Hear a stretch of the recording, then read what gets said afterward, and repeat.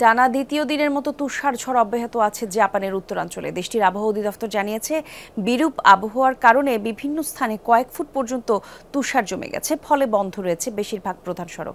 এদিকে ভারী তুষার, অন্যদিকে ঘন কুয়াশার কারণেই হোক্কাইডো, তাবেৎসু সহ বেশ কিছু সড়কে দুর্ঘটনা ঘটেছে। বৃহস্পতিবার কামিজাওয়া ও মানো টাউন সহ বেশ কয়েকটি এলাকায় বৃষ্টিও হয়, ফলে ভয়াবহ রূপ নেয় পরিস্থিতি। প্রতিকূল আবহাওয়ার কারণে বিপর্যস্ত হয়ে পড়েছে সেখানকার জনজীবন। কর্তৃপক্ষ বলছে, প্রধান সড়কগুলো বন্ধ থাকায় সম্ভব হচ্ছে না উদ্ধার কাজ। এরই মধ্যে গুরুত্বপূর্ণ এলাকাগুলোয় চলছে বরফ পরিষ্কারের কাজ।